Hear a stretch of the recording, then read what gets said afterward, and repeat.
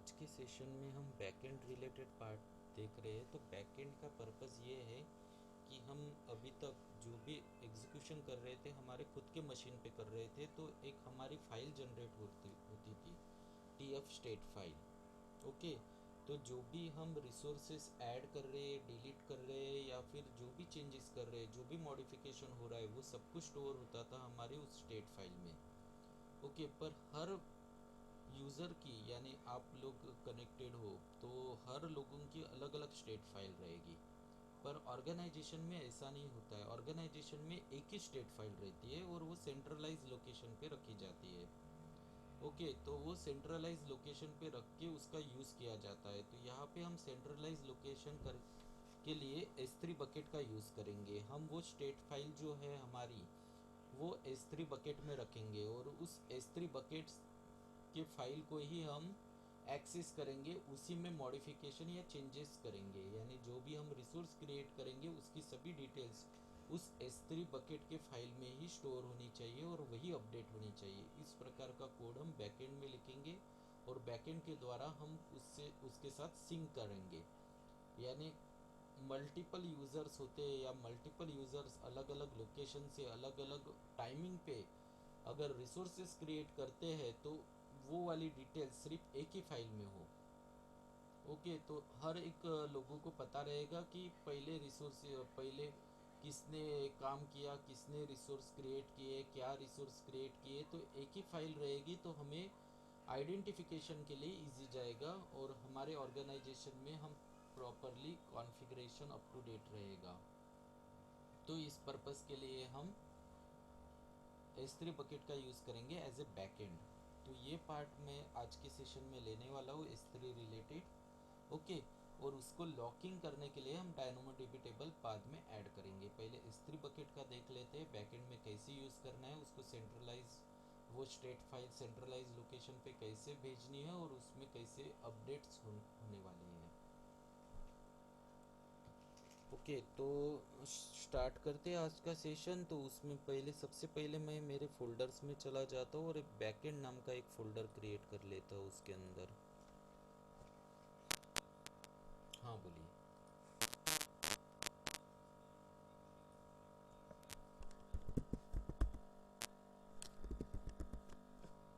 हम्म।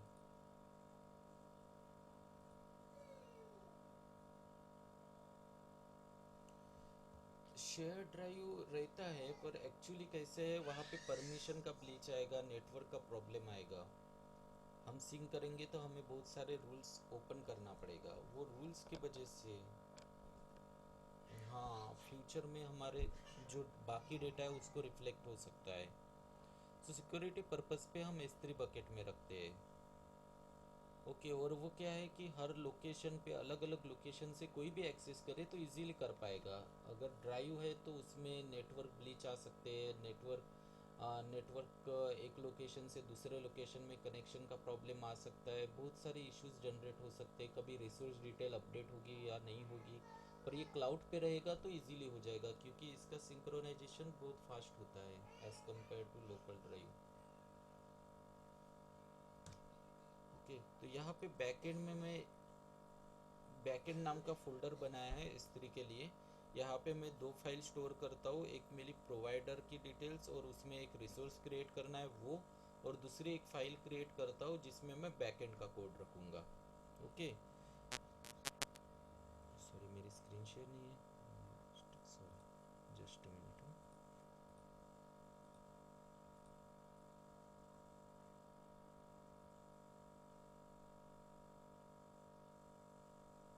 Screen visible है? Okay, तो मैंने मेरे फोल्डर के अंदर एक बैकएंड नाम का फोल्डर क्रिएट किया है, एम्प्टी फोल्डर। और उस फोल्डर के अंदर अभी मैं दो फाइल स्टोर करने वाला हूँ, एक मेरी प्रोवाइडर और उसके रिसोर्स क्रिएशन की फ़ाइल और दूसरी मेरी बैकएंड रिलेटेड फ़ाइल। ऐसे दो फाइल मैं क्रिएट कर रहा हूँ। आप एक फाइल में भी कर सकते हो या दो फाइल भी मेंटेन कर सकते हो, कोई प्रॉब्लम नहीं है। तो मैं दो फाइल क्रिएट कर रहा हूँ। तो यहाँ पे ये फाइल को मैं सेव एज करता हूँ और इसमें से फिर जो डेटा रिक्वायर्ड है वही रखता हूँ, बाकी सब डिलीट करता हूँ। तो बैकएंड के अंदर मैंने ये फाइल बनाई है। ओके, इसको मैं कुछ भी नाम या एग्जाम्पल ही रहने देता हूँ, कोई प्रॉब्लम नहीं है। एग्जाम्पल 2 वगैरह, एग्जाम्पल 1 वगैरह कर देते हैं तो ये एक फ़ाइल क्रिएट हो जाएगी बैकएंड के अंदर। और इसके अंदर हमारा प्रोवाइडर डिटेल्स रहेगा, ये हटा देते हैं, इसकी ज़रूरत नहीं है। और एक रिसोर्स क्रिएशन, ये वाला रिसोर्स रख देते हैं, इसकी ज़रूरत नहीं, इसको हटा देते हैं। तो इस एक हम EC2 मशीन क्रिएट कर रहे हैं,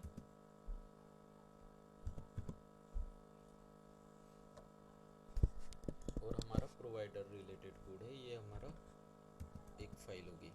अभी दूसरी फाइल हमें क्रिएट करनी है। यहाँ पे हमें एरर भी दिख रहे हैं क्योंकि इसका डिक्लेरेशन हमने नहीं किया है, तो हमें वेरिएबल भी फाइल कॉपी करना पड़ेगा यहाँ पे। तो मैं मेरी वेरिएबल फाइल है उसको कॉपी कर लेता हूँ यहाँ से।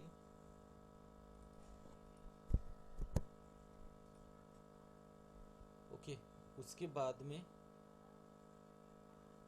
ये एक हो गया। उसके बाद में मैं और एक फ़ाइल क्रिएट कर रहा हूँ, वो है मेरी न्यू फाइल। मैं क्रिएट कर लेता हूँ यहाँ पे।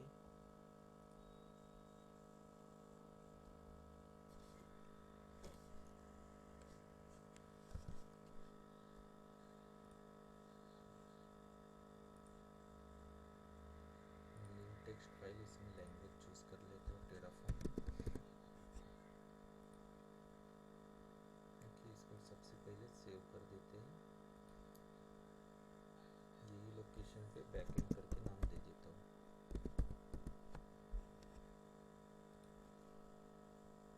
और यहाँ पे मुझे टेराफॉर्म ब्लॉक लिखना पड़ेगा, उसके अंदर मेरा बैकएंड कॉन्फ़िगरेशन रहेगा। तो मैं बैकएंड मेंशन करता हूँ। बैकएंड मेरा S3 बकेट रहेगा।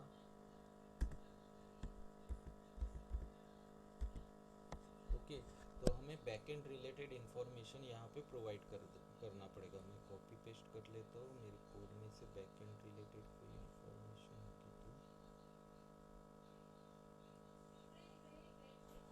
तो ये समझा भी देता हूँ कोड को। ओके, तो ये मेरा बकेट नेम है। यहाँ से फोल्डर है, ये फोल्डर हटा देता हूँ, इसकी ज़रूरत नहीं है। डायरेक्टली भी कर सकते, फोल्डर के अंदर भी कर सकते। ओके, तो ये मेरा बकेट नेम है। आपको आपका बकेट नेम बनाना है, क्रिएट करना है। इस प्रकार एक यूनिक बकेट क्रिएट करनी है और आपकी जो टेराफॉर्म .tf स्टेट फाइल है वहाँ पे पुश करना है। तो मैं पहले इसको सेव कर देता हूँ।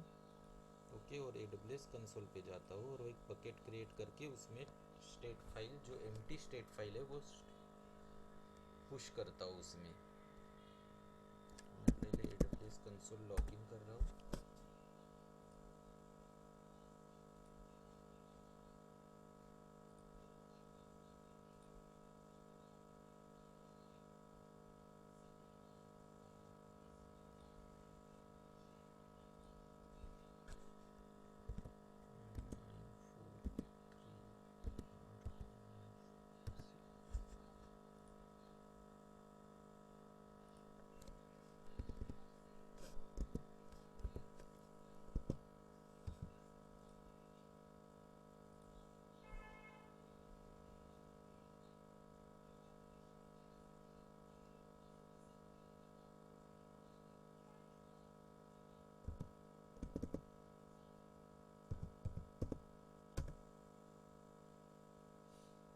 ओके, बकेट में जाते हैं फर्स्ट ऑफ ऑल।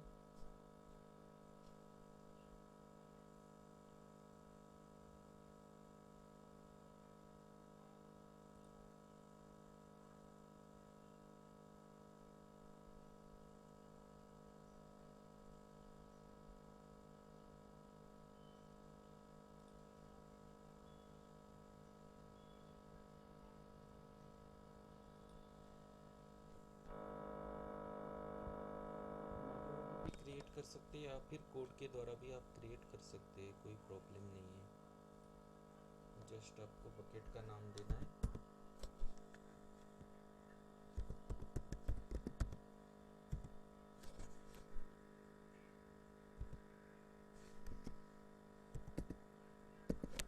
नहीं, बकेट क्रिएट नहीं करेगा, बकेट को परमिशन दे देगा वो फाइल स्टोर करने की, उसमें अपडेट करने की। वो बकेट हम मेंशन करेंगे, उसके अंदर वो डिटेल स्टोर करेगा। ये बकेट में क्रिएट किया मैंने अभी जस्ट मैन्युअली। ओके, ये मैन्युअली बकेट क्रिएट किए, इसका मुझे नाम देना पड़ेगा वहाँ पे मेरे कोड में, यहाँ पे। तो ये बकेट नाम रहेगा, मैं बता दूँ लाइन बाय लाइन। ओके, उसके बाद में हमें क्या करना है, पहले तो बकेट का नाम देना है कि आप कौन से बकेट में वो स्टेट फाइल रखना चाहते हो। उस बकेट का आप नाम मेंशन कर दोगे यहाँ पे। उसके बाद में उसका की यानी क्या फोल्डर के अंदर रखना चाहते हो, क्या डायरेक्टली रखना चाहते हो। यहाँ पे हम डायरेक्टली रख रहे हैं, तो हम डायरेक्टली उस बकेट में चले जाते हैं और फाइल पुश करते हैं। इसको मैं ओपन करता हूँ। अगर आप फोल्डर में रखना चाहते हो तो क्रिएट फोल्डर करके फिर फोल्डर क्रिएट करके उसके अंदर भी रख सकते हो, या फिर डायरेक्टली अपलोड कर सकते हो। तो मैं सबसे पहले मेरे पुरानी वाली जो फाइल है उसको ओपन करके देख लेता हूँ, जो मेरी स्टेट फाइल है ये वाली। इसके अंदर अभी देखोगे आप कुछ भी कोड नहीं है, ये सिर्फ इंफॉर्मेशन है। ओके, वर्जन वगैरह जो हम टेराफॉर्म का वर्जन वगैरह यूज़ कर रहे हैं उसकी इंफॉर्मेशन है, बाकी कुछ नहीं है। तो मैं इसको अपलोड कर देता हूँ।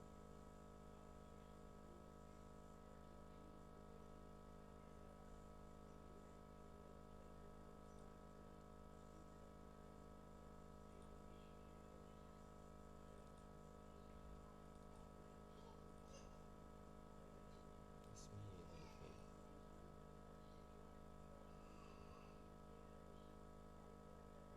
ओके, मैंने ये अपलोड कर दी। ओके, ये फाइल अभी अपलोड होगी, जो कि Terraform dot T F state यही नाम होना चाहिए और यही फाइल होनी चाहिए, तभी ये अपडेट होगी। ओके, तो बैकएंड में मैंने उसका नाम मेंशन कर दिया है, जिस फाइल में अपडेशन होने वाला है, चेंजेस होने वाले हैं, उसका नाम मेंशन कर दिया और उसको अपलोड कर दिया उस पर्टिकुलर बकेट में। उसके बाद में वो बकेट कौन से रीजन में वो मेंशन करना है, जैसे कि मेरा एपी साउथ वन रीजन है, उसके अंदर मैंने ये बकेट क्रिएट की है, तो मुझे वो रीजन मेंशन करना है। ओके, ये हो गया मेरा टेराफॉर्म में बैकएंड का कॉन्फ़िगरेशन। तो ये हमें टेराफॉर्म ब्लॉक में रखना पड़ता है। टेराफॉर्म ब्लॉक में जनरली हम क्या रखते हैं कि हम टेराफॉर्म का कौन सा वर्जन यूज़ करने वाले हैं और उसका रीजन कौन सा रहने वाला है।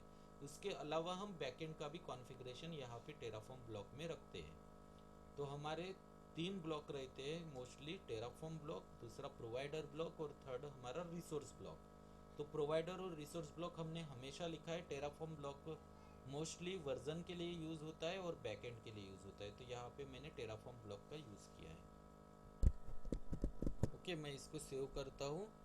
और अभी हमने ये वाले एग्जाम्पल में आते हैं, तो ये वाले एग्जाम्पल में यहाँ पे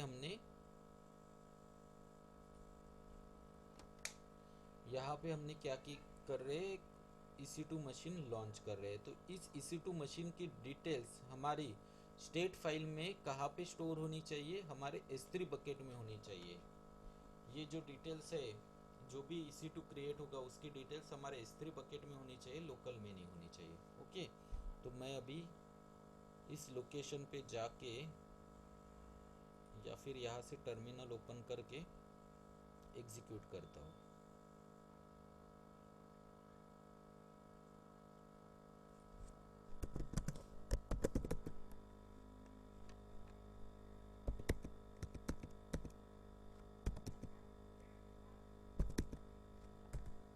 ओके, इस लोकेशन पे आया हूँ मैं। इस लोकेशन पे बैकएंड एग्जांपल और वेरिएबल फाइल है, इसको पहले हम टेराफॉर्म इनिशियलाइज कर देते हैं। नया फोल्डर क्रिएट किया है और बैकएंड का कॉन्फ़िगरेशन है, तो इसको इनिशियलाइज करना पड़ेगा। तो सबसे पहले हम इसको इनिशियलाइज करते हैं। तो token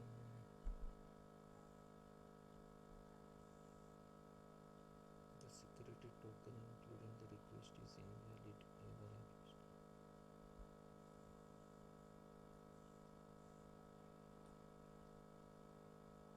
validate provider credentials। Provider details तो है मेरी।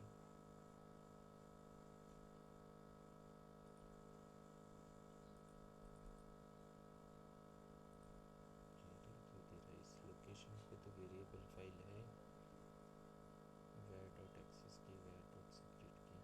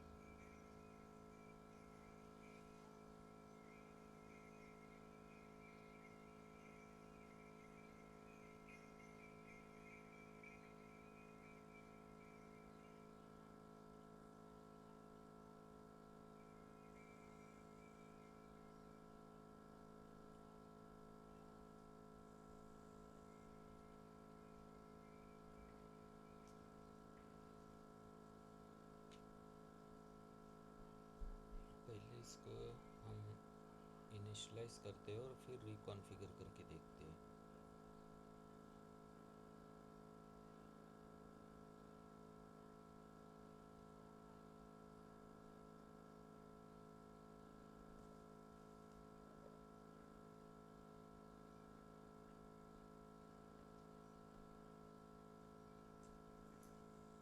टेराफॉर्म के ऑफिशियल वेबसाइट पे भी देख लेते हैं।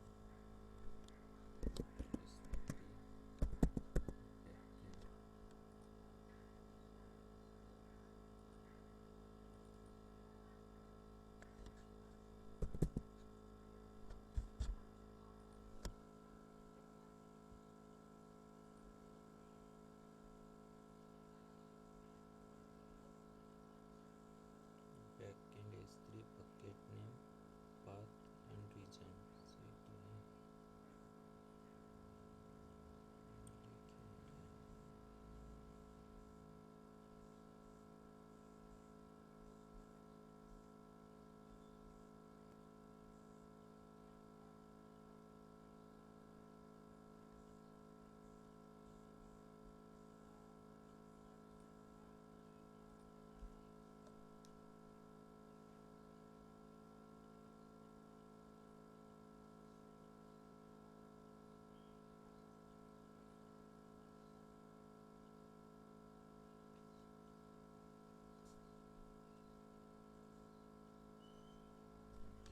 इनिशियलाइज तो हो गया, अभी इसको रिकॉन्फ़िगर करके देखते हैं बैकएंड के साथ।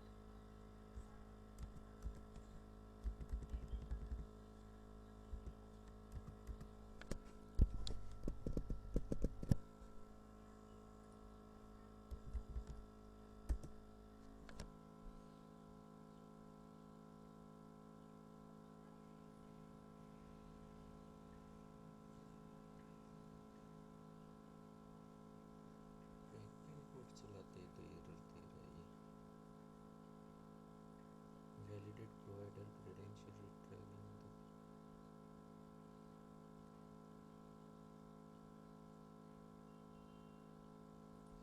ओके। AWS कॉन्फ़िगर पहले इंस्टॉल करते हैं, उससे हो जाएगा ये।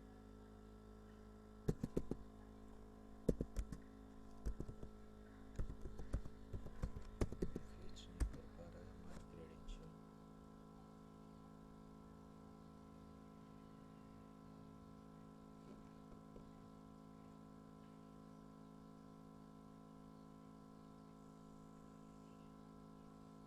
यहाँ पे डिफरेंट एक्सेस की यूज़ कर रहा है, तो मैं मेरी एक्सेस की उसे प्रोवाइड करता हूँ।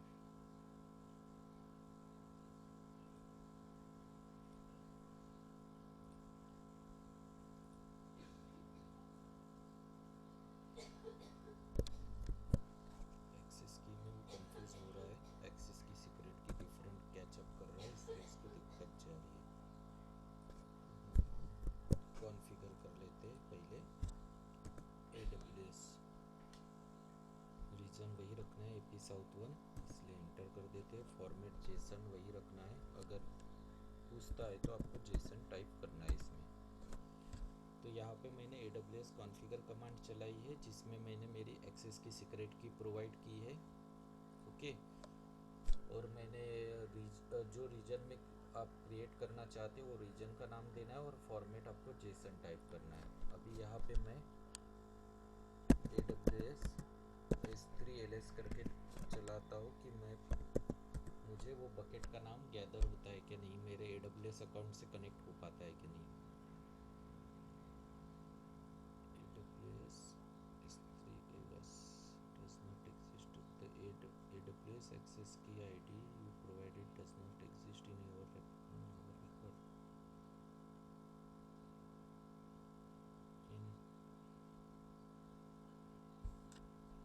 हाँ, वो तो लास्ट वही करना पड़ेगा, पर ये एक्सेस की से हमारा चेंज हो गया। दूसरी कौन सी यूज़ कर रहे हैं?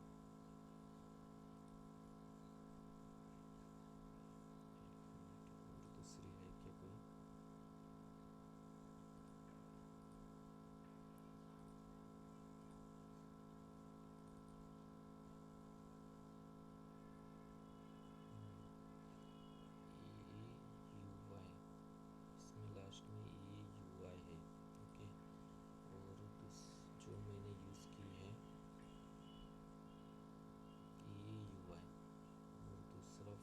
जो है फोल्डर के अंदर जो मेरी वेरिएबल फाइल है, अभी तक हम इसका यूज़ कर रहे थे ना, यहाँ पे डिफरेंट है, ये वाली यूज़ करके देखते हैं।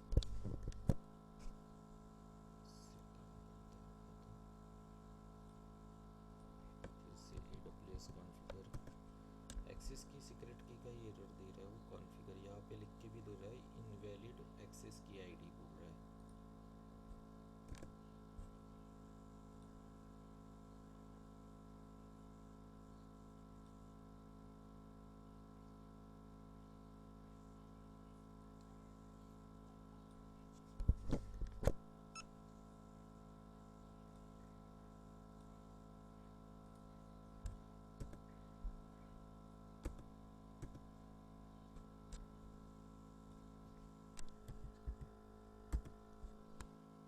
चलाते हैं, अभी ले लिया, देखो यहाँ पे दिख रहा है मेरा बकेट का नाम, अभी वो सिंक कर पा रहा है मेरे AWS अकाउंट के साथ। तो आपको सबसे पहले क्या करना है कि AWS कॉन्फ़िग ये कमांड चलाना है। तो AWS कॉन्फ़िग से आपको आपका क्रेडेंशियल्स या आपके टर्मिनल के द्वारा पास करना है, तो वो एक्सेस कर पाएगा आपके AWS अकाउंट को, बैकएंड का पार्ट। ओके, बैकएंड के लिए आपको AWS कॉन्फ़िगर पहले चलाना पड़ेगा, वो सिंक नहीं कर पा रहा था, इसलिए पहले आपको सिंक्रोनाइजेशन के लिए आपके टर्मिनल से पहले AWS कॉन्फ़िगर ये कमांड चलाना है। तो किसी किसी के मशीन में अगर AWS कॉन्फ़िगर ये कमांड नहीं चलती है तो उनको पहले AWS CLI इंस्टॉल करना पड़ेगा। तो आप सिंपली गूगल पे अगर डालते हो AWS CLI तो आपको वर्जन 2 के लिए वो प्रेफर करेगा। AWS CLI आप अगर डालते हो CLI इंस्टॉल ऑन विंडोज़, तो ये आपको डिटेल प्रोवाइड करेगा, इसकी कमांड्स आपको मिल जाएगी यहाँ से और आप गैदर करके इंस्टॉल कर पाओगे। ओके, यहाँ पे वर्जन 2 के लिए दिया है इन्होंने, विंडोज़ के लिए।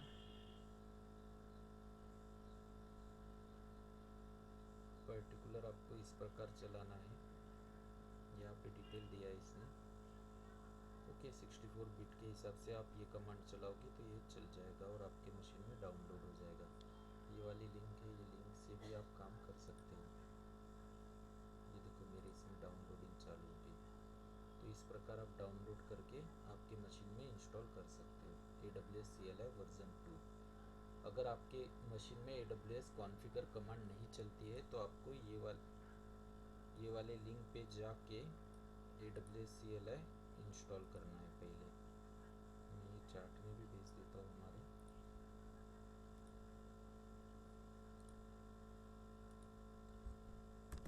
पहले चला के देखना AWS कॉन्फ़िगर कमांड, अगर नहीं चलती है तो फिर इंस्टॉल कर लेना। ये एक पार्ट हो गया। ओके, तो यहाँ पे मैम मेरी जो भी है, क्या क्या बोलते, मेरी बकेट जो है, बकेट गैदर कर पा रहा हूँ। अभी मैं उस फाइल में जाके वहाँ पे भी चेंज करना पड़ेगा क्योंकि ये जो एक्सेस की है बैकएंड की डिफरेंट है, बैकएंड फोल्डर में डिफरेंट है। मैं वहाँ पे भी सेव कर देता हूँ।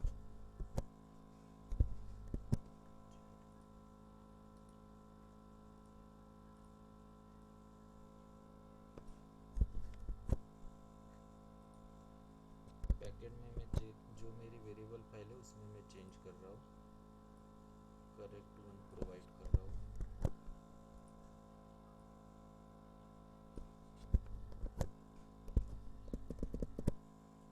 इसको मैं क्लोज कर देता हूँ। ओके, और अभी हम हमारा कोड एग्जीक्यूट करते हैं। तो सबसे पहले मुझे रिकॉन्फ़िगर कमांड चलाना पड़ेगा क्योंकि मैंने पहले से इनिट चलाया है और इनिट चला के मैंने इनिशियलाइज तो फोल्डर कर लिया है, पर उसके बाद में मैंने बैकएंड का कॉन्फ़िगरेशन ऐड किया है, इसलिए मुझे रिकॉन्फ़िगर हाइफन रिकॉन्फ़िगर ये कमांड चलाना पड़ेगा, तब जाके वो बैकएंड रिलेटेड मॉड्यूल डाउनलोड कर पाएगा। ओके, यहाँ पे लिख रहा होगा आपको बैकएंड का पार्ट वो कॉन्फ़िगर कर रहा है, बैकएंड का प्लगइन वो इंस्टॉल कर रहा है।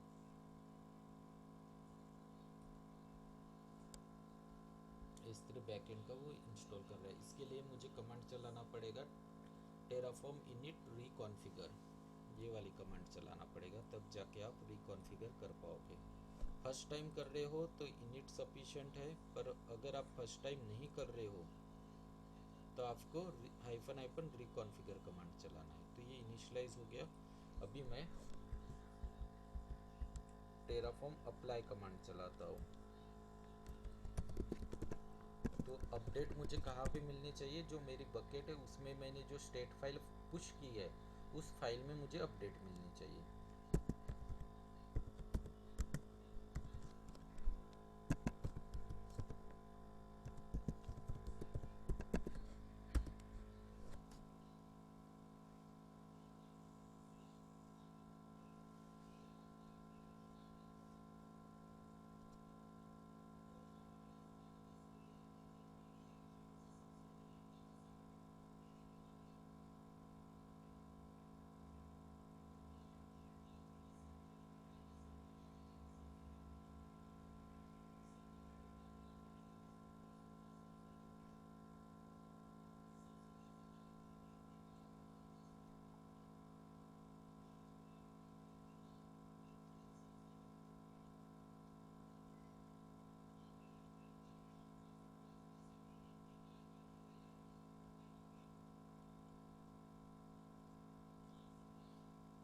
ओके, तो ये मेरा एक रिसोर्स ऐड हुआ है। अभी हम बैकएंड के कॉन्फ़िगरेशन में, यानी जो बैकएंड जो S3 बकेट है उस बकेट में जाते हैं। तो कंसोल के द्वारा मैं बकेट में जंप करता हूँ।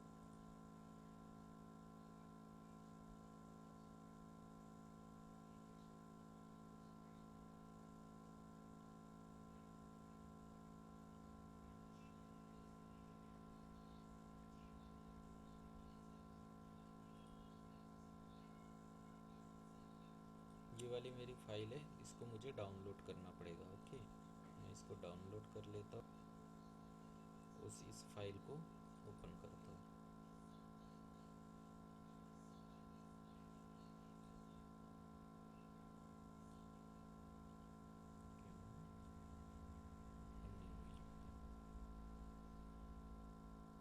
आज की डेट की ये वाली फाइल जेसन फॉर्मेट, इसको मैं नोटपैड में ओपन करता हूँ। Open with notepad.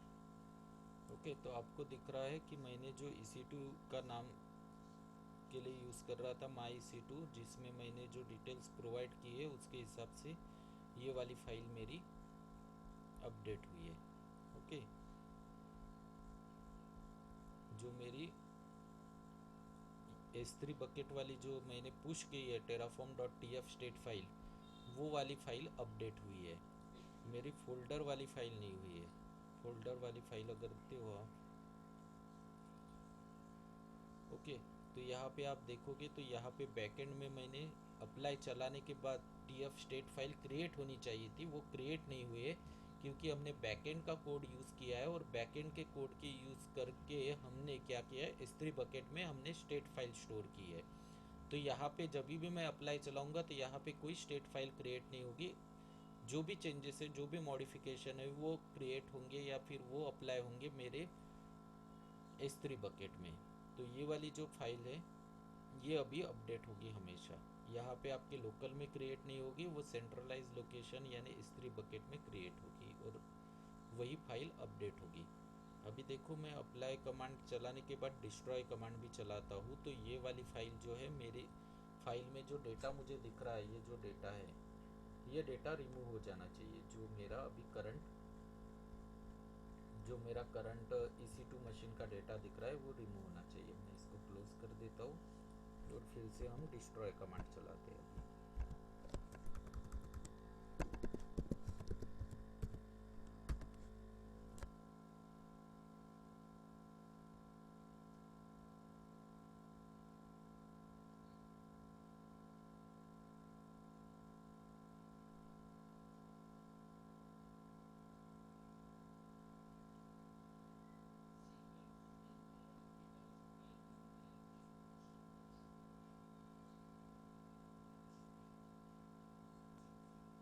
एक रिसोर्स डिलीट हो रहा है।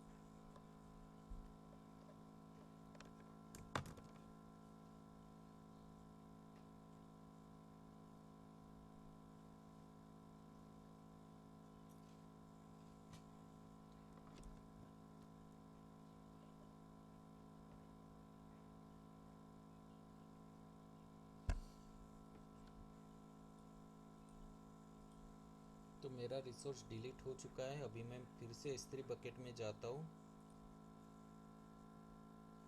ये जो मेरे S3 बकेट में जो मैंने स्टेट फाइल पुश की है, इसको फिर से हम डाउनलोड करेंगे और फिर चेक करेंगे इसमें से डेटा रिमूव हुआ है कि नहीं।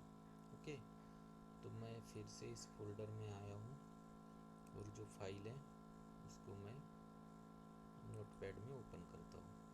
तो जब मैं नोटपैड में ओपन कर रहा हूँ तो आपको पता चल चुका होगा कि मैंने जब डिस्ट्रॉय कमांड चलाई तो जो मेरे EC2 रिलेटेड कॉन्फ़िगरेशन है वो हट गया है।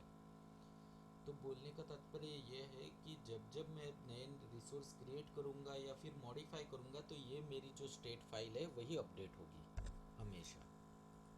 जो मेरी S3 पे जो स्टेट फाइल मैंने पुश की है, ये वाली टेराफॉर्म TF स्टेट फाइल, वही हमेशा अपडेट होगी।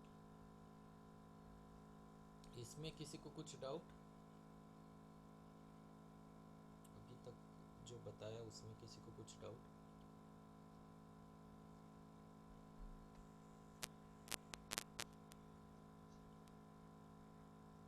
नहीं नहीं, कॉमन ही रहेगी। कोई कोई प्रोजेक्ट के हिसाब से कॉमन रहेगी, वर्जन के यानी ये एनवायरनमेंट के हिसाब से डिफरेंट डिफरेंट रहेगी। क्लियर है? यानी जैसे मैं देव के लिए क्रिएट करूँगा तो देव में मेरे जो रिसोर्सेस रहेंगे वो डिफरेंट कॉन्फ़िगरेशन के रहेंगे। टेस्ट UAT और प्रॉड में डिफरेंट कॉन्फ़िगरेशन के रहेंगे, राइट? तो इसलिए एनवायरनमेंट के हिसाब से अलग अलग हम स्टेट फाइल बनाएंगे, यानी अलग अलग बकेट ही बनाएंगे। स्टेट फाइल तो एक ही रहेंगे, यानी नाम एक ही रहेगा पर बकेट अलग अलग रहेगी और बकेट के हिसाब से बैकएंड कॉन्फ़िगरेशन में उस बकेट का नाम रहेगा एनवायरनमेंट वाइज। ओके,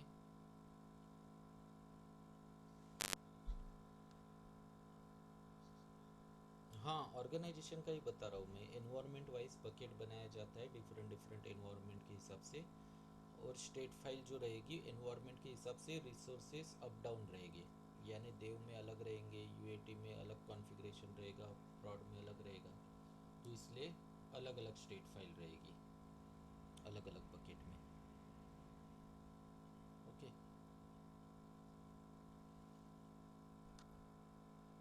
तो यहाँ तक तो मैंने ये बताया, पर इसमें भी थोड़ा सा प्रॉब्लम है, इसलिए हम डायनोमोडीबी टेबल यूज़ करते हैं। तो क्या प्रॉब्लम है एग्जैक्टली तो जब हम टेराफॉर्म स्टेट फाइल जब अपडेट कर रहे हैं, अगर हम दो टर्मिनल से दो रिसोर्सेस अलग अलग क्रिएट कर रहे हैं, राइट?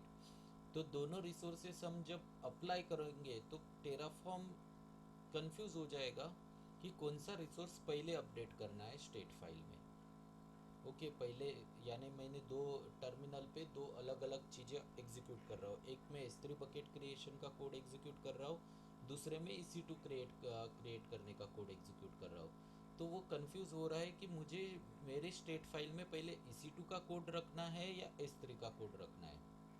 ओके, तो ये कन्फ्यूज़न उसको हटाने के लिए हम डायनोमोडीबी टेबल यूज़ करते हैं। तो डायनोमोडीबी टेबल यूज़ करते हैं, उसका मतलब ये है कि पर्टिकुलर जब हम फर्स्ट टर्मिनल से जब कमांड एग्जीक्यूट करेंगे तो उस फर्स्ट टर्मिनल के आईडी के हिसाब से वो फर्स्ट टर्मिनल जो है वो सेकंड टर्मिनल को एंगेज कर देगा या फिर सेकंड टर्मिनल को लॉक कर देगा कुछ देर के लिए। जब तक फर्स्ट टर्मिनल का पूरा एग्जीक्यूशन हो नहीं जाता, जब तक उसकी डिटेल्स जो भी मैंने फर्स्ट टर्मिनल से चलाई है वो पूरी डिटेल्स अगर मेरे स्टेट फाइल में स्टोर नहीं हो जाती, तब तक वो सेकंड टर्मिनल को अलाउ नहीं करेगा, सेकंड टर्मिनल को लॉक करके रखेगा। ओके, और जब मेरा फर्स्ट टर्मिनल की सभी कमांड्स जो भी अप्लाई मैंने चलाई है वो कमांड पूरी एग्जीक्यूट होने के बाद, डिटेल स्टोर होने के बाद वो लॉक ओपन कर देगा, और तब जाके मेरे सेकंड टर्मिनल की कमांड मैंने सेकंड टर्मिनल से जो मैंने अप्लाई कमांड चलाई है वो रिसोर्स क्रिएट करने के लिए, वो रिसोर्स उसके बाद में एग्जीक्यूट होके मेरे स्टेट फाइल में स्टोर होगा। ये पर्पस है डायनोमोडीबी यूज़ करने के पीछे। डायनोमोडीबी क्या करता है, हर रिसोर्सेस का एक आईडी क्रिएट करके, हर रिसोर्स यानी हर यूज़र का एक आईडी क्रिएट करके जब वो यूज़र एग्जीक्यूट करता है तो पर्टिकुलर सेकंड यूज़र के लिए लॉक कर देता है कुछ पीरियड के लिए, जब तक उसका एग्जीक्यूशन कंप्लीट नहीं होता। जब उसका एग्जीक्यूशन कंप्लीट होता है तो प्रॉपर स्टेट फाइल में उसकी डिटेल्स पहले जाएगी, और बाद में जो सेकंड यूज़र है उसने कुछ टाइम के बाद एग्जीक्यूट किया है तो उसकी डिटेल उसके बाद में जाएंगी। तो हर यूज़र की डिटेल प्रॉपर सीक्वेंस में मैनेज रहेगी हमारे स्टेट फाइल में। इस पर्पस के लिए हम डायनोमोडीबी टेबल यूज़ करते हैं। ओके, तो यहाँ पे ये कन्फ्यूज़न, ये कन्फ्लिक्ट हटाने के लिए हमने डायनोमोडीबी टेबल का यूज़ किया है। तो हमें क्या करना पड़ता है, एक डायनोमोडीबी टेबल क्रिएट करना पड़ता है। तो हम डायनोमोडीबी टेबल में जाएंगे। ओके, और यहाँ पे एक टेबल जनरली क्रिएट करेंगे। क्रिएट टेबल बटन है यहाँ पे, आपको क्रिएट बटन पे क्लिक करना है। टेबल नाम आपके चॉइस के हिसाब से कुछ भी देना है। माई S3 हाइफन डायनो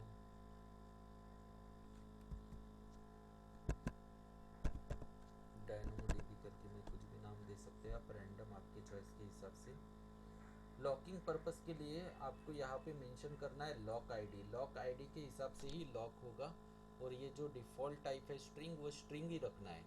ओके, यहाँ पे आपको पार्टीशन की में मेंशन करना है लॉक आईडी। लॉक आईडी के हिसाब से लॉक होगा और उसका टाइप रहेगा स्ट्रिंग। ओके, बाकी कुछ भी चेंजेस नहीं करना है, सिर्फ लॉक आईडी मेंशन करना है पार्टीशन की में, बाकी एज इट इज़ रखना है और क्रिएट बटन के ऊपर क्लिक करना है।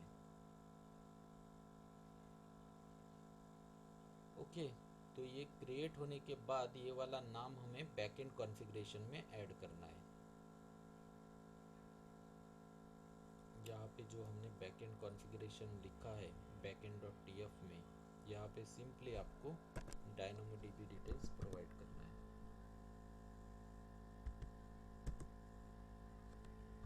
और उसका नाम जो भी रहेगा, अपने नाम कौन सा दिया है वो नाम। ये अभी एक्टिव हो गया डायनोमोडीबी टेबल, जिसका नाम आपको बैकएंड कॉन्फ़िगरेशन में प्रोवाइड करना है। इसको सेव कर देते हैं, फिर से वहाँ पे जाते हैं।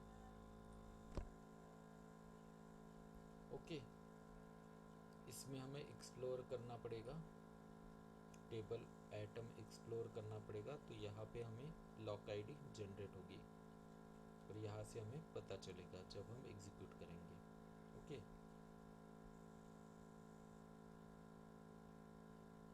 तो यहाँ पे आ जाता हूँ। मैंने बैकएंड के कॉन्फ़िगरेशन में मैंने डायनोमोडीबी टेबल्स की डिटेल्स डाली हुई है, इसलिए मुझे बैकएंड के कॉन्फ़िगरेशन में मैंने चेंज किया है, इसलिए फिर से मुझे रिकॉन्फ़िगर कमांड चलाना पड़ेगा। जब जब मैं बैकएंड चेंज करता हूँ तब तब मुझे रिकॉन्फ़िगर, या फिर एडिट करता हूँ बैकएंड, तब मुझे रिकॉन्फ़िगर कमांड चलाना पड़ेगा, फिर से इनिशियलाइज करना पड़ेगा।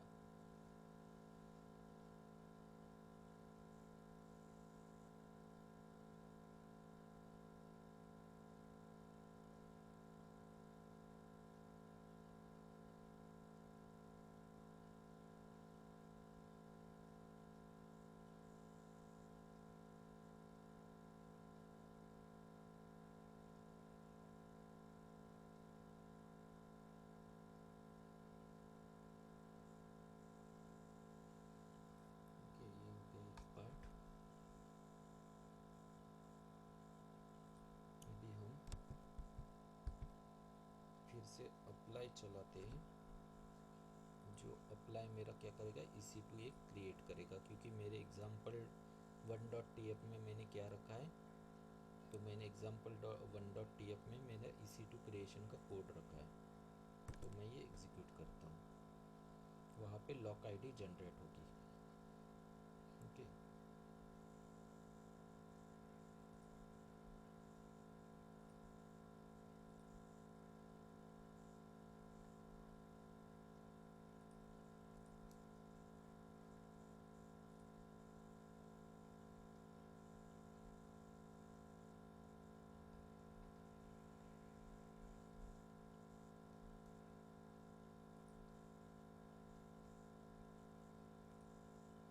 ये देखो यहाँ पे लॉक आईडी जनरेट हुई।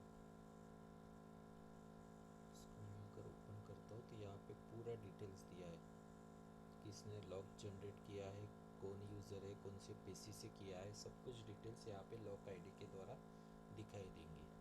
तो जब भी मैं परफॉर्म करता हूँ, ओके, तो ये मैंने कमांड चलाई है जो मेरी EC2 क्रिएट कर रही है, EC2 ऐड हुआ है, तो इसलिए मेरी लॉक आईडी जनरेट हुई है। इस यूज़र ने इस टाइम को, यानी ये डिटेल्स प्रोवाइड करता है, आपके जो भी डिटेल्स है यहाँ पे पूरा मेंशन करके देता है कि कौन से टाइम को कौन से यूज़र ने कौन से पीसी से कौन से बकेट में कौन से स्टेट फाइल में अपडेट किया है। तो ये लॉक आईडी से हमें पता चलता है। मैं पीछे आ जाता हूँ इसको कैंसिल करते हुए, ओके। अभी देखो ये रिलीज़ भी हो गया, तो यहाँ पे अभी मुझे डिटेल्स नहीं दिख रही है। पहले मुझे डिटेल्स दिख रही थी, तब मेरा एग्जीक्यूशन चल रहा था, क्योंकि वो एक रिसोर्स जो है वो ऐड हो रहा था। जब मैं पूरा कंप्लीट हो जाता है तो वो रिसोर्स आईडी या फिर लॉक आईडी हट जाती है। यहाँ पे वो रिलीज़ हो गया, ओके। यहाँ पे अभी दिखाई नहीं देगा, पर थोड़ी देर पहले मैंने अभी दिखाया आपको जब मेरा टर्मिनल बिजी था, तब मुझे यहाँ पे उस लॉक आईडी लॉक हो गया था, वो टर्मिनल बिजी हो गया था, और उस वजह से मुझे उसकी डिटेल्स यहाँ पे गैदर हो रही थी, पर अभी नहीं दिखाई देगी, ओके। तो यहाँ पे देखो अभी मैं कन्फ्लिक्ट रिलेटेड बताता हूँ। ये एक मेरा टर्मिनल समझ लो, मैं यहाँ से डिस्ट्रॉय कमांड चलाऊंगा। फर्स्ट ऑफ ऑल डिस्ट्रॉय चला लेते हैं और थोड़ा सा चेंज करते हैं, यानी आपको प्रॉपर कन्फ्लिक्ट दिखाई दे।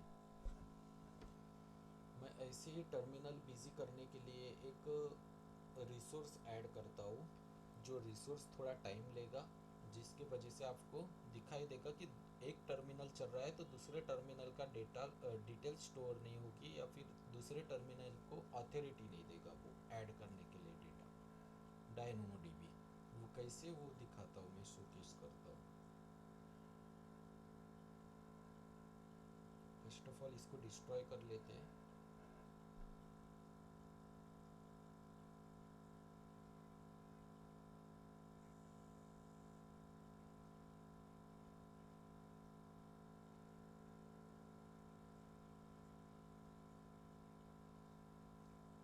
और एक टाइमिंग के लिए मैं कोड ऐड कर रहा हूँ।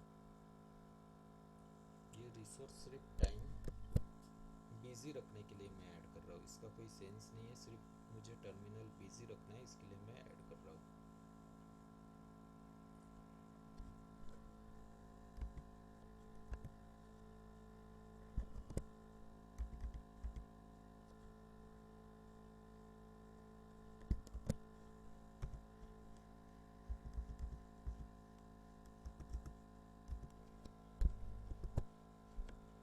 ओके, ये मेरा टाइम स्लिप, यानी कुछ देर के लिए मैं 120 सेकंड के लिए यानी 2 मिनट के लिए मेरा टर्मिनल बिजी कर रहा हूँ, जिससे आपको पता चलेगा कि ये टर्मिनल बिजी है, यानी ये टर्मिनल के रिसोर्स ऐड हो रहे हैं। ये टर्मिनल क्रिएशन स्टेज पे है, क्रिएशन स्टेज पे है ये वाला टर्मिनल। तो दूसरे टर्मिनल से अगर मैं कुछ भी क्रिएट करने की कोशिश करता हूँ, जब तक ये टर्मिनल जो मेरा अभी करंट टर्मिनल आपको जो दिख रहा है वो कंप्लीट नहीं होता, तब तक दूसरा टर्मिनल एग्जीक्यूट नहीं होगा, ओके। तो ये एक टर्मिनल हम रखते हैं और दूसरा गेट बैश से ओपन क्रिएट करते हैं।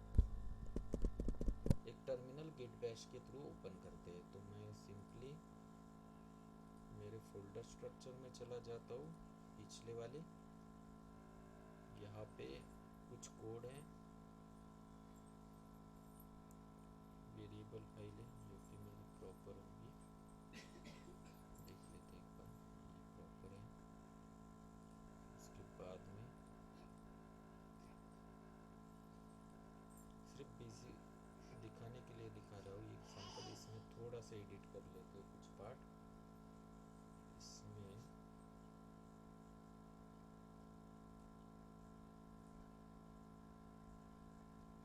मॉड्यूल है, मॉड्यूल को हटा देते हैं, इसकी ज़रूरत नहीं है।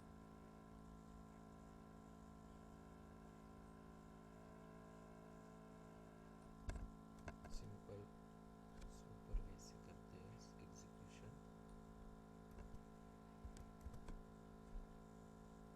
ओके, तो इसमें EC2 क्रिएट करने का कोड रखा है मैंने, और ये मैं अभी ये ये लोकेशन पे जाके गिट बैश ओपन करूँगा। इसमें कुछ नहीं है, सिर्फ मेरा EC2 क्रिएशन का कोड है।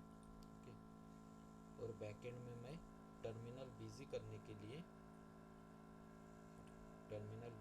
के लिए ये रिसोर्स लिखा है टाइम स्लिप वाला, जो कि 2 मिनट के लिए टर्मिनल बिजी रखेगा।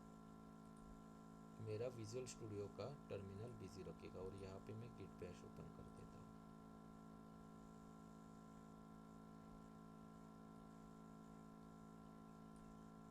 बैकएंड जो है इसको भी मैं रिमूव कर देता हूँ यहाँ से, इसकी ज़रूरत नहीं है। इनिट एक बार चला लेते हैं यहाँ पे।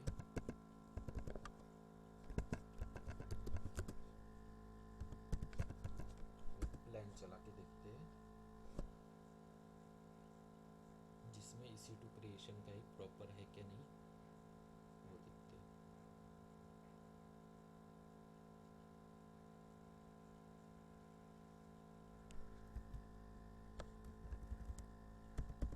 अप्लाई नहीं चलाएंगे, अप्लाई लास्ट में चलाएंगे जब टर्मिनल मेरा बिजी रहेगा।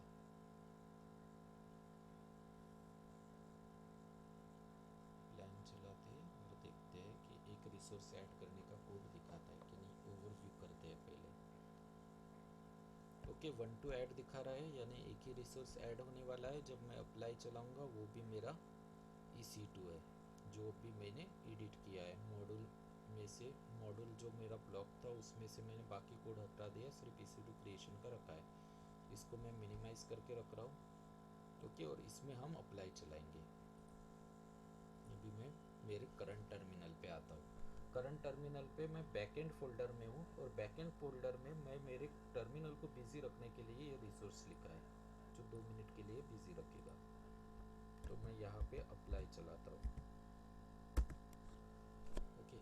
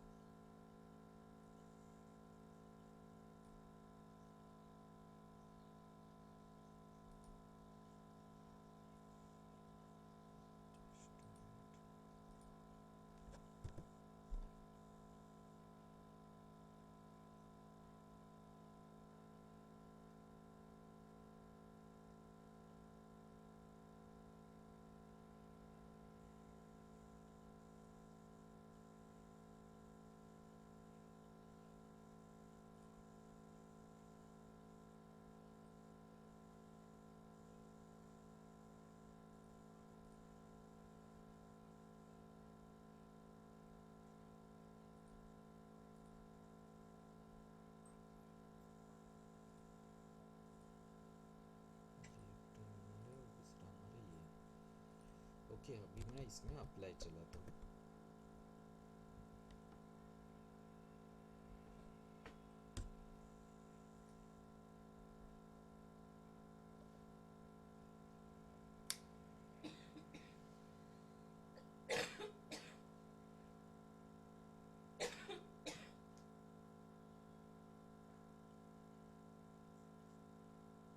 ओके, ये देखो ऐड हो रहा है वो रिसोर्स, और स्लिप टाइम 120 सेकंड के लिए वो बिजी कर रहा है ये टर्मिनल के लिए।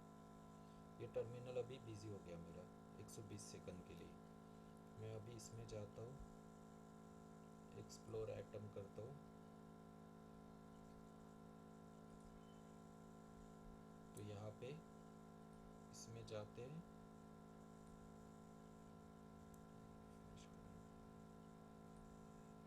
ओके, तो यहाँ पे एक आईडी जनरेट हुई है। इसमें जाके अगर हम देखते हैं तो ये वाले यूज़र ने इस टर्मिनल को बिजी किया है।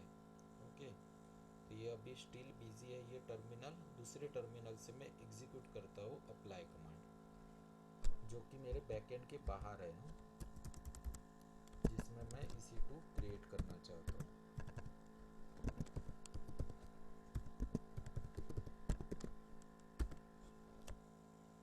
ओके, तो यहाँ पे मुझे एरर देगा। दूसरे टर्मिनल पे मुझे एरर शोकेस होगा।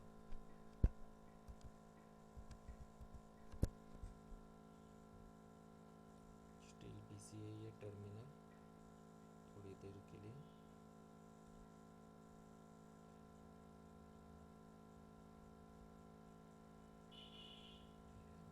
बाहर नहीं चलाना था, बैकएंड स्टेट फाइल वो उसके सेम मिल रही है। जस्ट मिनट, इसको कैंसिल करके बाहर चलाते हैं। इसको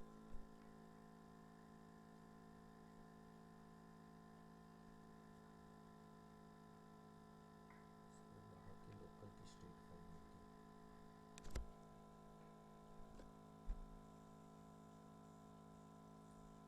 किसमें? हाँ, उसमें बैकएंड डाला तो हो जाएगा, पर उसको इनिशियलाइज करना पड़ेगा फिर से हमें।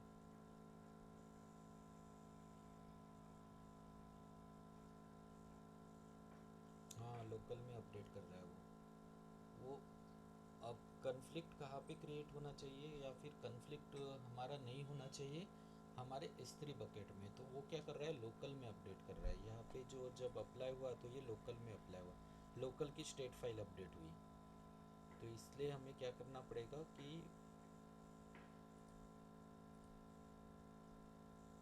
यहाँ पे ये वाला जो रिसोर्स है, ये वाले रिसोर्स के अलावा हमें बैकएंड का कॉन्फ़िगरेशन वहाँ मेंटेन करना पड़ेगा, क्योंकि हमारा बैकएंड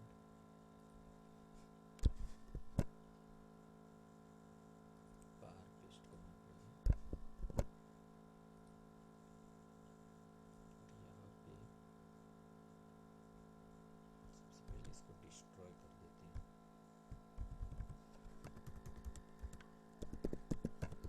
दो यूज़र रहे और सेम क्रेडेंशियल यूज़ करते हैं तो ये इजीली देख पाते हैं। जो बैकएंड हटाने की वजह से दिक्कत दे रहा है लगता है।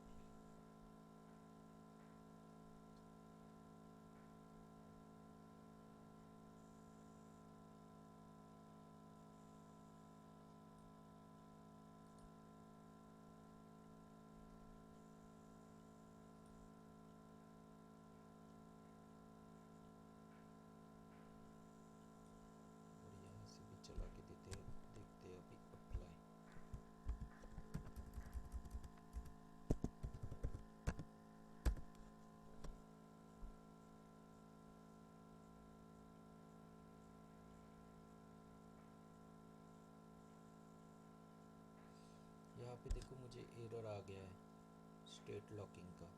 ओके, यहाँ पे डिटेल्स प्रोवाइड की है। क्यों? क्योंकि मेरा लॉक हुआ है इस पर्पज़ के लिए, क्योंकि ये वाला टर्मिनल एक रिसोर्स ऐड कर रहा है और वो स्टिल वर्किंग में है, स्टिल ऐड कर रहा है, अभी भी ऐड ही कर रहा है वो, अभी तक उसका ऑपरेशन कंप्लीट नहीं हुआ, इसलिए वो ऑपरेशन कंप्लीट नहीं हुआ, इसलिए यहाँ पे मुझे लॉक का प्रॉब्लम दे रहा है। यहाँ पे लॉक भी बता रहा है कि इस यूज़र ने एग्जीक्यूट किया है, तो इस वजह से ये स्टेट फाइल में दूसरा यूज़र पुश नहीं कर पाएगा। सेम स्टेट फाइल हम यूज़ कर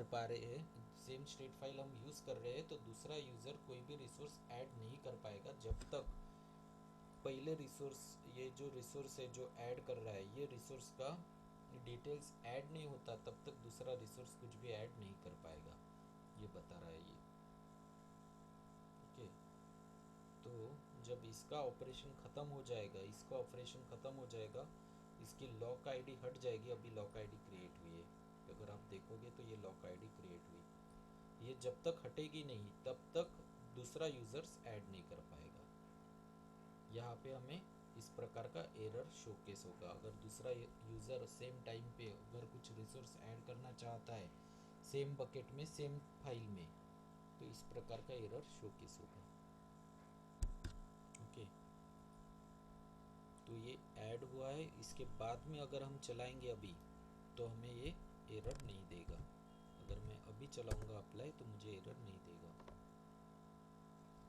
तो ये दो टर्मिनल दिखाने का तात्पर्य यही था कि एक टर्मिनल अगर बिजी है, एक यूज़र कुछ रिसोर्सेज ऐड कर रहा है, तो दूसरा यूज़र नहीं कर पाएगा। ओके, ये आपको बताना था। तो यहाँ पे देखो अभी चल रहा है ये टर्मिनल, इसके पहले नहीं चल रहा था, इसके पहले वो हमें एरर दे रहा था, अब ये चल रहा है। ओके, डिस्ट्रॉय करेंगे तो डिस्ट्रॉय भी चल जाएगा। क्लियर है ये? किसी को कुछ डाउट पूछना है इसमें? मैं ये कोड पहले भेज देता हूँ आप लोगों को चैट में।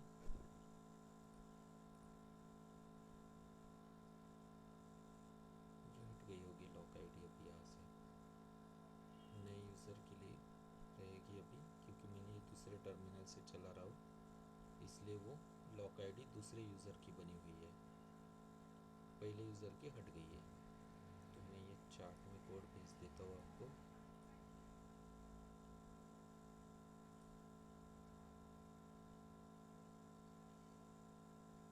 यहाँ पे मैं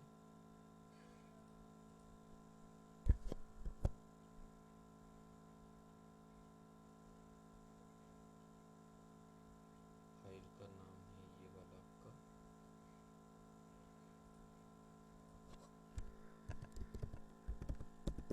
प्रोवाइडर .tf करके फाइल बनाना पड़ेगा, उसमें ये कोड रखना है। ओके, दूसरी आपकी वेरिएबल फाइल रहेगी,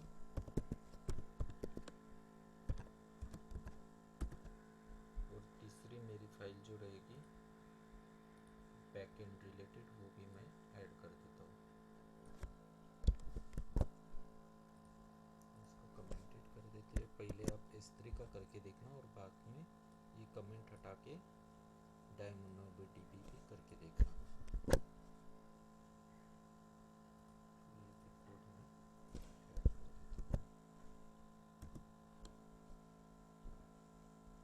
ओके, ये भी डिस्ट्रॉय हो गया है। ये अगर देखोगे यहाँ पे लॉक आईडी हट जाएगी, क्योंकि वो रिलीज़ हो गया, अभी डिस्ट्रॉय हो गया, यानी ये सेकंड यूज़र की प्रोसेस कंप्लीट हो गई, इसलिए वो उसकी जो लॉक आईडी जनरेट हुई थी वो ख़त्म हो गई। ओके, इसको क्लोज कर देते हैं।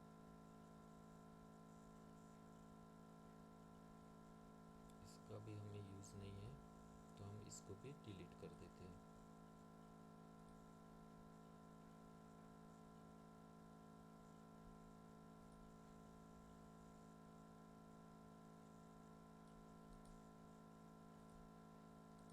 के बाद डिलीट कर देना है इन सभी चीज़ों को।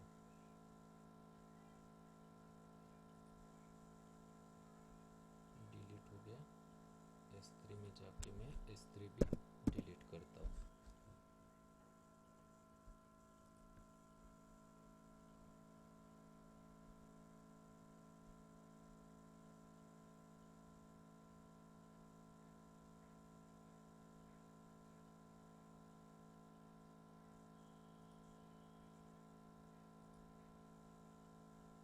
एम्प्टी है इसलिए नहीं करने देगा, एम्प्टी करना पड़ेगा मुझे बकेट। फर्स्ट ऑफ ऑल ये फाइल डिलीट करना पड़ेगा, उसके बाद में डिलीट करने देगा।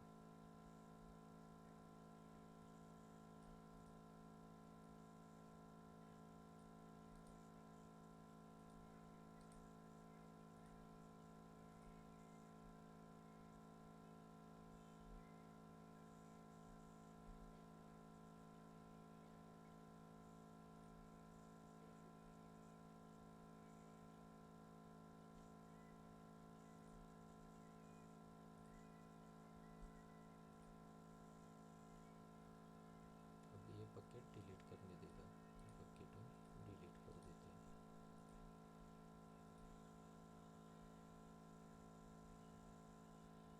ओके, बकेट भी मेरी डिलीट हो गई। तो यहाँ पे इन्होंने सब कुछ डिटेल्स दिया है। DynamoDB के लिए क्या करना है वो भी उन्होंने दिया है इस साइट पे। अगर आप देखते हो तो यहाँ पे देखो स्टेट लॉकिंग का दिया है। स्टेट लॉकिंग में इन्होंने मेंशन भी किया है, जो मैंने किया है वही सब कुछ इन्होंने मेंशन किया है। यहाँ पे देखो DynamoDB table, name of the table used to log state locking and consistency table must have the partition key with name lock ID। ये वाला आपको नाम देना है करके ऐसा बता रहा है पार्टीशन की में। ओके, तो ये साइड में मैं आपको भेज देता हूँ लिंक में, जो आपके रेफरेंस के लिए। ओके, तो मैं यहाँ पे, यहाँ से आप DynamoDB टेबल के लिए देख सकते हैं कि क्या रखना है क्या नहीं। ओके, अभी हम जाते हैं फंक्शन थोड़ा सा समझ लेते हैं रफली इसमें। हाँ बोलिए। हम्म,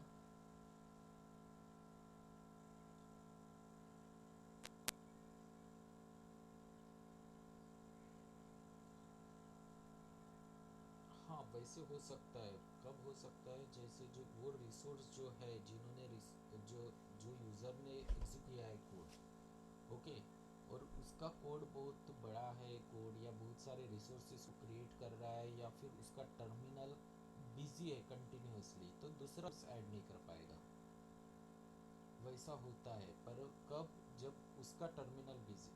हाँ, तो तब वो हाई लॉक हम ओपन भी कर सकते, कुछ फ्लैग्स ये करना पड़ता है, पास करना पड़ता है, लॉकिंग अनलॉक कर, तो उसके ज़रिए हम अनलॉक भी कर सकते हैं। पर जनरली हमें उसकी डिटेल्स पता होनी चाहिए, तब जाके हम उसको अनलॉक कर पाएंगे उसके आईडी के द्वारा। ओके,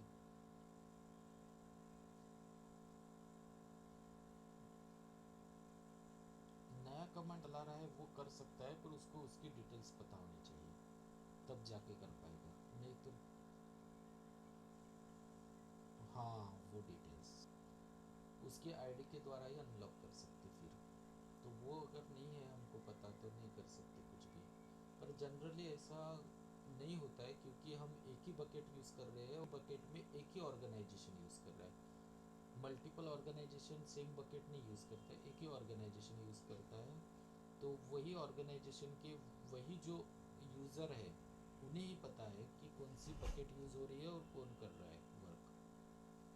तो इसलिए वो उस केस में हम उसकी डिटेल्स गैदर करके कर सकते हैं फिर।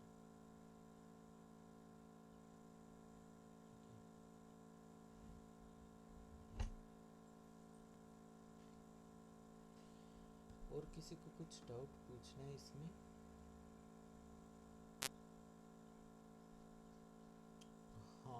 नहीं कर सकते हैं, ऐसा नहीं है नहीं कर सकते, पर उसमें कैसा होता है कि वो कन्फ्लिक्ट होने के चांसेस कभी कभी बनते हैं।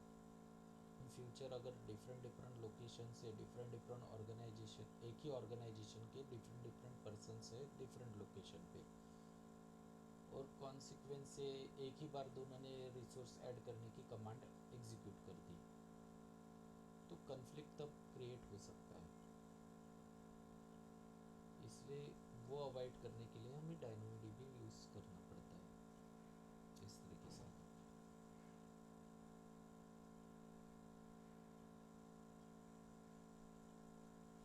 हाँ, बैकएंड में ही रहेगा। बैकएंड ब्लॉक ही उसके लिए बनाया है, जो S3 और डायनोमोडीबी का ये करता है कॉम्बिनेशन टेराफॉर्म में।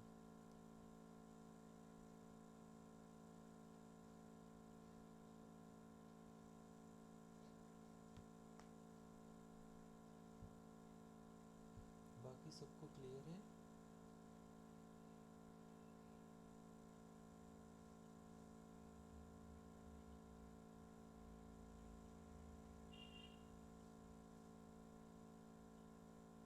क्लियर है ये टॉपिक?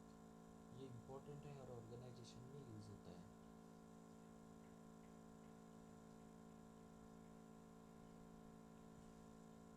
ठीक है, तो फंक्शन का मैं ओवरव्यू बता देता हूँ, उसका एग्जीक्यूशन नेक्स्ट सेशन में देखेंगे हम। फंक्शन अगर देखते हैं टेराफॉर्म में तो बिल्ट इन फंक्शन है, यूज़र डिफाइन फंक्शन हम यूज़ नहीं कर सकते, बिल्ट इन फंक्शन है।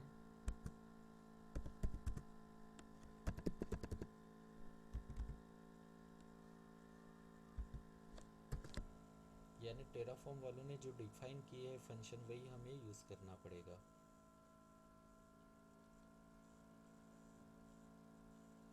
तो यहाँ पे मेरी स्क्रीन पे आप अगर देखोगे तो ये बिल्ट इन फंक्शन है जो टेराफॉर्म ने क्रिएट किए है, वही हमें यूज़ करना है। तो यहाँ पे इन्होंने एग्जांपल भी दिए अलग अलग फंक्शन के हिसाब से, और यहाँ पे देखो फंक्शन ब्लॉक में ये वाले जो फंक्शन है, numeric function, string function, collection, encoding function, file function, date and time function, okay, ये hash and crypto function, IP networking function, type conversion function और टेराफॉर्म स्पेसिफिक फंक्शन, इतने ही फंक्शन हम यूज़ कर सकते हैं। ओके, जो इन्होंने डिफाइन किए है वही फंक्शन हमें यूज़ करना है, उसके अलावा हम दूसरे फंक्शन यूज़ नहीं कर सकते।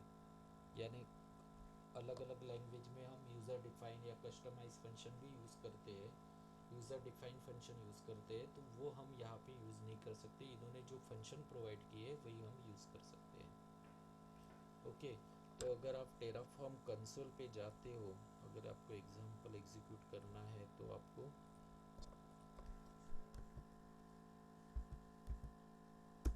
डिस्ट्रॉय चला लेते हैं।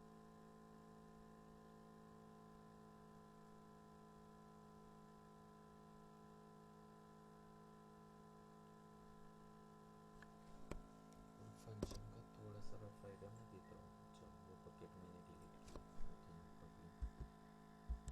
जैसे कि अभी मैं टेराफॉर्म कंसोल यहाँ पे लिखता हूँ, तो मैं टेराफॉर्म के कंसोल में जाऊँगा कुछ फंक्शन एग्जीक्यूट करने के लिए।